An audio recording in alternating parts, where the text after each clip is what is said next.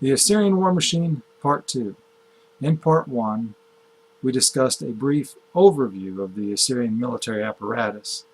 In Part 2, we will look at the Assyrian military in action with the siege of Lachish.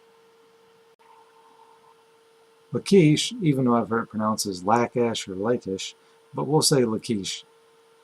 Lachish was an ancient city in the kingdom of Judah. I want to make a distinction here. Some people say Israel and stuff. We can't really call it Israel now. Not at this point, because the northern 10 tribes have been taken into Assyrian captivity. All that's left is the kingdom of Judah. Of course, at one point they were united, known as the kingdom of Israel, and then later on they became divided. The kingdom of Israel to the north and the kingdom of Judah to the south. Now, as for the actual date as to when Lachish was captured and sacked by the Assyrians is somewhat debatable. Some will say 701 BCE, which was during the revolt of Hezekiah against Assyria, and others will say it was actually Sennacherib's second campaign during 688 BCE. So in any case, either Sennacherib sacked Lachish in 701 or in 688 BCE. Now, once the Assyrian army set up camp outside their intended target, in this case Lachish, the Assyrian military force, when arrayed, occupied roughly an area of 2,500 yards across and 100 yards deep, which may indicate that the Assyrian army may have been between 50 to 100,000 troops. It's hard to say. Does 50,000 troops occupy an area of 2,500 yards across, 100 yards deep, or 100,000 troops? It's hard to say, since there's no mention of how many men were really outside of Lachish during this time. But we can imagine there was a lot of troops covering a whole lot of ground. Now, with that many troops, consider the amount of food and water that is needed. Now, on average, when you look at how many calories does a person need, it depends. It really, really depends. One could say that the number of calories and the amount of water a single Assyrian soldier would need to function comes to roughly over 3,400 calories a day and 9 quarts of water. This does not include the amount of food needed to feed the pack animals to haul the equipment. Now, besides the pack animals, back to the person itself, usually they'll say you need 3,600 calories to survive. Like I said, that depends. If you're a sedentary person who really doesn't do anything, just sits around and works, well, you don't need that much. If you're always on the move, yes, 3,600 calories, a soldier on the move making, how many miles a day, 10, 15, 20, 30 miles or more a day, yes, they're going to need a lot of calories and they're going to need a lot of water. As for the animals, they're going to need a lot of feed and they're also going to need a lot of water. So we're looking at a traveling city. And when you have a traveling city, you have scouts sent ahead looking for the right terrain for the animals to graze upon and for the troops to settle on in order to eat and drink, and also to look for more food and more water. And the same applies to the animals, especially the horses. The horses need grazing ground. And if the Assyrians brought flocks with them, they also need to find them suitable pasture to graze upon, just like the horses. So, how did the Assyrians deploy for a siege? Well, once the Assyrians were outside of Lachish and had established their camp and settling in for the night, the next day an Assyrian siege begins with a messenger. According to 2 Kings 18, chapter 18, verses 17 through 37, I'm not going to read the whole thing, but to give you an overview, they would send a messenger to deliver the ultimatum, which was surrender or die. However, it seems most cities chose to fight than to give in to the attacker, and this is understandable. Once the Assyrian army had isolated the city, they had begun to construct siege works on the spot. At the siege of Lachish in 701 BCE, or 688, Sennacherib's siege crew deployed prefabricated battering rams, which required assembly on the spot. While the construction of siege engines was underway, the Assyrian infantry would begin to build earthen ramps leading to the weakest points in the wall. The men building the ramps were likely under the protection of Assyrian archers and slingers. Assyrian archers during a siege would push forward, wearing a long coat of mail and carrying a man-sized reed shield with a bent back to protect him from enemy fire. The archer would carry an Assyrian composite bow, which required two to string it. These heavy bowmen could easily get into position and pelt the enemy on the walls, thus negating interference with the men below who are constructing the siege ramps. The same goes for the Assyrian slingers, who also were good at harassing the enemy with projectiles as the ramps drew closer to the city walls, as they could hit high-angle targets who hid behind the parapets. Chariots were deployed as light mobile artillery that could aid in hitting targets on the walls. In one sense, they were a great addition to keeping the defenders from firing back too often. For each volley that archers and slingers could fire, the charioteer archers could deliver another volley and quickly get out of harm's way. After the earthen ramp were finished, teams of infantry, aided with the protection of archers to cover their approach, began to push the heavy siege machines forward into position.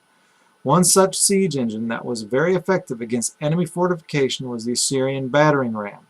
During the siege of Lachish, King Sennacherib deployed several battering rams simultaneously towards the weakest points of the wall. One of the big differences when comparing these rams with those of the past is that Sennacherib had battering pole extended, had the battering ram's pole extended.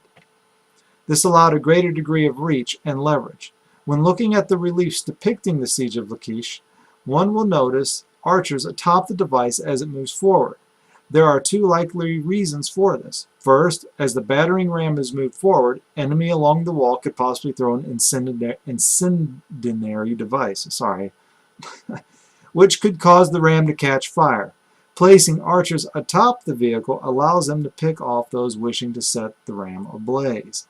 The second reason is to protect the infantry moving behind the ram. While the ram attempted to smash and loosen the rocky walls, Assyrian assault teams with scaling ladders would try to breach the walls. The ram, while effective, was also vulnerable to enemy defenders dropping chains to pull the battering pole aside. Because of this issue, the Assyrians deployed men who countered this by hooking the chains with iron grapples.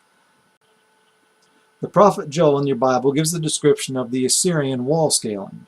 Quote, "They charge like warriors. They scale walls like soldiers. They all march in line, not swerving from their course. They do not jostle each other. Each marches straight ahead. They plunge through defenses without breaking ranks. They rush upon the city. They run along the walls. They climb into houses. Like thieves, they enter through the windows." Joel chapter 2, verses 7 through 9. Joel's description is quite accurate. Besides reliance on battering rams to bring down the walls, they also look to their combat engineers, or sappers. Assyrian sappers, soldiers for building, demolitions, general construction, would approach the walls possibly under the cover of shield bearers, the same type that protected the archers one could suspect. If they had no such protection, the Assyrian king made sure his specialized troops had the armor needed to get the job done. The sapper, particularly during the role of Ashurbanipal, who reigned from 883 to 859 BCE, were heavily armored and wore long, padded, mailed coverings along with a conical helmet with mail protecting the face and neck. Once at the walls, they could aid in helping the battering rams dislodge blocks from the walls with special flat-topped crowbars, pickaxes, hoes, and drills. If the sappers could not get near the walls, they tunneled under them and prop it up with wooden supports until the hole was rather large and deep, after which they would set fire to the structure, causing the foundation to weaken and eventually collapse due to its own weight. While the battering ram was effective, the Assyrians had a backup plan usually underway during the siege to aid the army if the rams failed to dislodge the walls, and that was siege towers. As the siege towers are pushed forward, archers would accompany them with the duty to pick off any enemy foe threatening to toss an incendiary weapon at the tower. Furthermore, the Assyrians placed hoses on the tower, from which water poured over the leather sheets covering the wooden structure to prevent the tower from catching fire. If the water hoses failed and fire did catch, a man holding a large ladle would extinguish the flames the best he could. If the battering rams breached the walls, the Assyrian infantry behind the rams would pour through the hole under the cover of the archers and slingers. The Assyrian infantry were heavy spearmen armed with long, double-bladed spears, straight swords for close combat, and they carried a small shield. The armor worn by the infantrymen were conical helmet, a knee-length coat of iron mail which was lined with wool to absorb the blows from weapons and allowed heat to dissipate. To protect his legs, he wore knee-high leather boots and had iron plates attached to his shins. Once inside the city, the Assyrian infantry would slash and plunder their way through. Once the slaughter and pillaging were over, those still alive, as at Samaria, which was sacked in 721 BCE, would be fed by the Assyrian soldiers. The deportees were then sent back to Assyria. They were treated by physicians to keep their hygiene up and disease out. Furthermore, the Assyrians provided footwear if needed, along with carts for the long journeys for women and children. Families were not separated for the most part. The Assyrians wanted to keep families and communities together, as well as their national identity. Assyria was not a melting pot of nations. The Assyrians wanted to preserve the identity of the deportees for social and military strength and to lessen the possible acts of rebellion. After the people had been gathered and exported, the Assyrians, like a swarm of army ants, took the captured fortified cities or even villages and would destroy and take everything. Trees that were in or around the city or village were usually cut down and the timber taken back as spoils of war. Trees such as date palms were stripped naked and then cut down, leaving only the stump behind so they could not grow again. Other trees would be uprooted and replanted back in Assyria. Farmlands also didn't escape, for they too were likely stripped bare, leaving the farmland as it was before planting. When Tiglath-pileser conquered most of Syria and Lebanon, he took many of the trees for his palace and as tribute. People's valuables were taken as well, apart from the things the captives needed in their day-to-day lives. Even the temple's valuables, such as gold or silver, were stripped. Idols in these temples were transported back to Assyria and paraded as weak gods of the captured host. They could not compete with the gods that favored Assyria. Once the refugees made it into Assyrian homeland, they were sent to deportee camps before being sent to the region assigned to them. This was almost like a debriefing center. After the Assyrians settled the captives in their assigned regions, the Assyrian monarch would make them feel welcome and comfortable. This was to keep any attempt of rebellion down, as the Assyrian monarch took the role as spokesman for the gods. It was his duty to accept all nations and to keep the peace within the Assyrian Empire. Bustane-Oded writes well when referring to the role of the deported once they had been settled. The exiled communities, quote, the exiled communities played a role very similar to that of the Assyrian garrison stationed in all parts of the Assyrian Empire, or to that of Assyrian citizens who were settled in conquered countries either as city dwellers, farmers, or officials.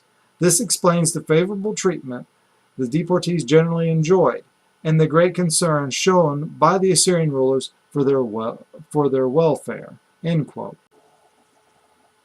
In conclusion, the Assyrians were indeed the first iron army, but more important than that was the fact that they were in many ways the first professionalized fighting force that integrated and effectively used command and control along with the combined arms, conventional and specialized, apparatus to their advantage long before anyone else. While this new professional army had its way with its neighbors, they too would succumb to those seeking to make a name in the wild Near East. However, unlike those who had come after, only a few could match the Assyrian fighting force in name and merit when it came to the Assyrian war machine. If you like this video, click the thumbs up button, leave your comments below, no fighting, subscribe if you may, share if you want, and until next time, peace out.